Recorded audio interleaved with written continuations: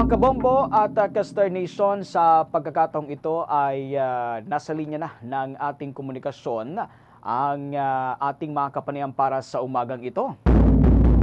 Walang iba, si Doc Philip Ian Prieto Padilla, isa siyang Professor of Public Health. At tatalakayin natin ngayong umaga itong issue, itong patuloy ho na pagtaas ng HIV dito ho sa ating bansa. At sa usapin naman ng pagtaas rin o itong mga naitatalang kaso ng monkeypox dito sa Pilipinas. Magandang umaga po, Doc Philip. Si Victor po ito, together with the Bombo Ever. Welcome po sa ating programa. Magandang umaga sa lahat ng fans ng Bombo Radio. Magandang umaga sa lahat. Opo, Doc Philip, maraming salamat po sa pagpapaunlak sa panayam na ito. Unang-una ho ay nanawagan na nga itong Department of Health sa Malacanang na magdeklara ho nitong tinatawag na health emergency para ho dito sa HIV dahil nga sa patuloy na pagtaas nitong human immunodeficiency virus o HIV dito sa bansa. Doc Philip, sa matanong ko lang, no, gaano ba kaseryosong banta itong HIV ngayon dito sa Pilipinas? Oo. Malaking problema yung HIV sa Pilipinas dahil sa 2025, mukhang mayroong mga 55 hanggang 60 kaso na report sa DOH. So imagine, every 2 days, mga 100 new cases yung nakikita ng ating Department of Health. So ito ay isa sa pinakamataas sa buong mundo. Masyado siyang mabilis ang pag-akyat ng HIV. Although yung total number ay mababa pa rin, pero yung rate of increase masyadong nakakaalarma, kaya yung DOH nagdo-double time at sinasabi na nga na dapat ma-declare ito na health emergency. Dok, nababalita nga sa buong bansa itong pagdami ng bilang ng HIV cases dito sa Pilipinas. Well, para ho sa kabatiran ng lahat, saan ba nagsimula itong virus na ito at paano ba ito maiiwasan, Doc Philip? Ang HIV ay nagsimula noong 1980s. Nireport ito ng Amerika na mayroong 6 na kaso ng mga lalaki na nagkaroon ng tinatawag nilang pneumonia associated sa HIV. Doon nagsimula ang surveillance at pagdodocument na ito ay galing pala sa isang virus or human immune deficiency virus. At ito ang isang virus tulad ng COVID na nag-i-infect ng ating mga kasama dito sa Pilipinas at sa buong bansa na nagpapalower siya, binababa niya yung ating immune response, kaya yung mga HIV patient nagkakasakit at maraming ibang infeksyon ang dahilan sa pagkamatay nila. So yun, naglo-lower siya ng immune system, kaya tinatawag siya na immune deficiency. Sa ibang bansa, mabilis ang pag-akyat niya noong 1980s at 1990s. Pero dahilan sa pag-imbento ng mga bagong droga, tinatawag nilang retrovirals, ang mga HIV cases ngayon ay bumababa sa ibang bansa. Ang problema sa Pilipinas, meron tayong retrovirals at meron tayong may isang ahensya ng gobyerno sa DOH, yung National AIDS Council, na nagbibigay ng polisiya tungkol sa AIDS prevention.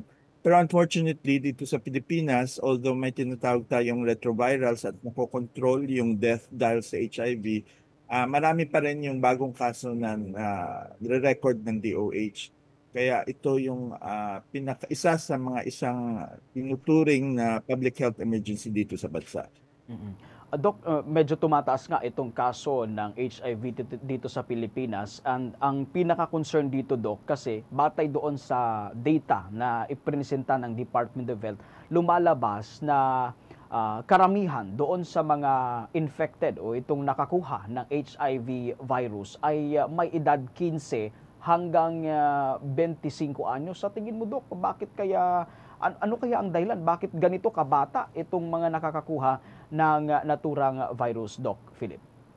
Ang isa sa nakikita namin in working with the LGUs dito sa Western Visayas, hindi lang naman sa Western Visayas, pero karamihan dito sa Western Visayas. Ang mga bata ngayon, ang youth na tinatawag age 15 to 30 years old, marami silang hindi pa alam, at yung mga alam nila kung minsan tungkol sa sex ay hindi nakakabuti sa kanila. So ibig sabihin yung sex education natin ay may pagkukulang pa rin dahil sa Pilipinas tabu pa rin yung topiko tungkol sa sex. Hindi pinag-uusapan sa bahay, hindi pinag-uusapan sa eskwelahan. Kaya maraming myths and misconceptions tungkol sa sex at sa HIV na nakikarry on dahil ngayon with the increase in the social media consumption at yung paglaganap na tinatawag na fake news, maraming sa ating mga kabataan ay basta-basta na lang naniniwala sa kung ano-ano tungkol sa sex. Kaya kailangan siguro ang bawat LGU at yung national government, kailangan pa ng intensive na sex education at gawin mo ng stakeholder at champion yung mga kaedad na 15 to 30 para sila mismo ang mag-educate at gumawa ng paraan para magiging mas mababa at hindi natututo ang mga kabataan ng maling pag-aakala tungkol sa sex at sa HIV. So ang focus ngayon karamihan sa mga HIV, karamihan sa mga LGU ay hinikayat mismo ang mga kabataan parang peer council or peer counselor at sila mismo ang nag-encourage na magpa-test yung mga kabataan para earlier detection, mabibigyan sila ng gamot at mapipigilan ang paglaganap ng HIV. Siguro ayun, isa-summarize ko lang, ang sex education ay kulang pa, maraming misinformation at fake news at ang mga kabataan mismo na expose na sila sa iba't ibang social media outlet na nagpapatuloy ng pagpapalaganap ng mga myths at misconception ng HIV. Last question on my part, Doc Philip, no? Nababanggit kasi ng Department of Health na commonly nakukuha itong HIV virus sa pasintabi ho sa mga sensitibo, medyo sensitibo itong topic natin na to. Medyo nakukuha ho ito, kadalasang nakukuha itong HIV virus doon sa pakikipagtalik ng lalaki sa kapwa lalaki. Ano ho yung explanation nito, Doc? Bakit hindi madalas makuha sa pakikipagtalik sa lalaki at babae at sa halip ay sa lalaki to lalaki, Doc Philip? Yung male-to-male sex transmission ng HIV ay mas maraming kaso na ganyan. Ang ibig lang sabihin nun, mas madaling i-transmit from male to male dahil ang HIV ay nakikita sa tinatawag nating body fluids. So hindi lang naman yan sa semen or sa ari ng lalaki lang gagaling, kundi nanggagaling din siya sa dugo, no? Pero ang sa dugo, sa blood transfusion contamination naman yon. Kung nagpagtalik yung lalaki sa babae, nagtatransmit nga yung HIV. Pero mas madali ito transmit sa lalaki dahil sa lack of protection, mas maraming avenue na pagtatalik ang lalaki kasi sa babae. At yung babae, hindi masyadong matransmit ang HIV from babae to lalaki dahil yung exchange of body fluid is from male to female. So yung act na pagtatalik at pag-exchange ng body fluid, mas intense siya sa lalaki to lalaki kaysa babae to lalaki. Yun lang yung anatomical at physiological explanation, no?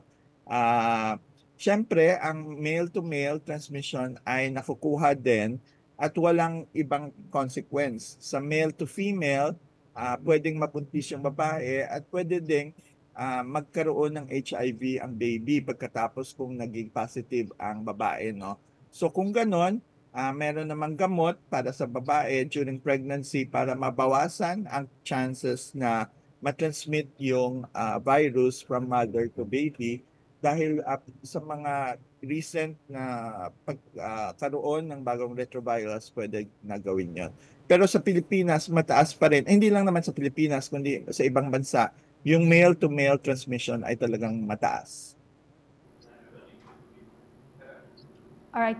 Doc, do you recommend po ba na magpatupad ng stricter ito po protocols dito sa mga lugar na nakitaan po ng mataas na kaso po ng human immunodeficiency virus o HIV para po ma-mitigate yung pagtaas nito. Gaya nga po na nababanggit ni Bombo Victor, meron pong pabata ng pabata itong mga nagda-diagnose na meron pong HIV at nagkakaroon na rin po ng parang malawakang transmission nitong sakit sa male-to-male transmission. So, do you recommend po ba na magkaroon po tayo ng stricter protocols po? Siguro i-clarify natin ano yung stricter protocol kasi wala namang direct protocol recommendation yung bawat LGU. Ang magagawa lang talaga ng LGU ay yung intensive health education campaign para sa mga bata at magkaroon ng adolescent, teenage and adolescent reproductive health program yung bawat LGU. Kasi yun lang yung isang mas sustainable na solusyon pag na-educate natin yung kabataan at na-educate natin sila, hindi lang para sa kanilang sarili, pero para din sa kanilang peers o sa ibang kabataan. Mas lalo natin siguro makikita ang pagbaba ng transmission kung mas aware yung ating mga kabataan at iba pang stakeholders. So sa public health kasi, yung intervention, yung public health education ay talagang ito ang isa sa haligi ng public health. Kaya siguro when it comes to strategy, maghanap ang LGU ng ibang very effective strategy sa pag-engage sa mga kabataan. Hindi lang sa HIV siguro, kundi sa sex education mismo. Kasi coupled with HIV, ang isang medyo alarming din pag-increase ng teenage pregnancy dito sa buong Pilipinas. So marami tayong kaso na as early as 10, 11, or 12 years old nabubuntis ang batang Pilipina. So hindi lang HIV dahil hindi lang ito consequence no or epekto ng siyempre lack of sex education, social media. May consequence na ito sa ating health ng ating mga kabataan. Kasi nga pag nabubuntis sila or na-infect sila ng HIV, mas na-shorten yung kanilang lifespan at marami silang ibang sakit na dadalhin at kung may teenage pregnancy yung baby mahirap din no kasi bata na nabuntis na isa pang bata. So I guess yung point lang diyan yung sex education, yung health education para sa kabataan ay isa sa mahalagang strategiya ng mga LGU para gamitin sa pagbaba not only HIV but also teenage pregnancy. Right. Doc, maliban nga po sa HIV, meron din po tayo ngayon na itatala ng mga kaso po ng Mpox dito sa ating bansa. So far po ba, kamusta po yung sakit po na ito? Nakakatakot po ba ito? Kasi yung mga lumalabas po dito sa mga social media, sa online, parang nakakatakot po yung mga nakikita po nating larawan hinggil po dito sa sakit na ito, Doc. Oo, tinatawag nila na Mpox pero dati niyang pangalan monkeypox. Pero hindi ibig sabihin na galing ito lahat sa monkey no o sa unggoy. Tinatawag na nilang Mpox or monkeypox kasi ang unang kaso nito ay na-isolate or nakuha siya sa isang unggoy. Pero natatransmit ito karamihan sa Africa. So hindi lang sa unggoy kundi sa mga rats, mga squirrels, sa iba pang mga animals na nagka-carry ng sakit na to. Masyadong hindi ito nakikita sa ibang bansa, very endemic lang siya sa Africa. Pero dahil nga sa climate change, increase in travel, may ibang mutation na nag-occur dito sa genetics ng Mpox. May tinatawag sila dito, yung outbreak sa Pilipinas ay yung clade 2 na hindi naman hindi siya ganun ka-deadly compared sa clade 1. Ang history of travel hindi na document sa mga pasyente dito sa Pilipinas. Ang recent statistics dito sa Iloilo, merong 2, sa Mindanao yata 7 or 8 yung documented na Mpox. Hindi masyado siyang nakakatakot at hindi siya ganun ka-deadly compared sa COVID-19 na kailangan ng community quarantine, etc. Ito ay kung minsan napagkakamalang chickenpox kasi halos pareho yung kanyang rashes na lumalabas sa early stage, yung mapula at medyo makate. Tapos nagiging pustule yung ang tinatawag nito. So lumalabas yung nana, tapos makati siya at masakit. So, madali siyang matransmit pero hindi siya kasing dali kumpara sa COVID-19. Kailangan talaga hindi direct skin-to-skin contact dahil pareho sa HIV, natatransmit din siya through body fluids. So, pero kung maatsingan ka ng isang pasyente na may monkeypox, pwede ka ring mahawaan pero hindi siya ganun kalakas kumpara sa COVID-19. Kung nahawakan mo yung bedding or yung hinawakan ng taong may mpox, or kasama mo siya sa bahay, nag-share kayo ng kusina, ng hapagkainan, etc. or nung bedroom, ay pwede kang mahawaan ng mpox.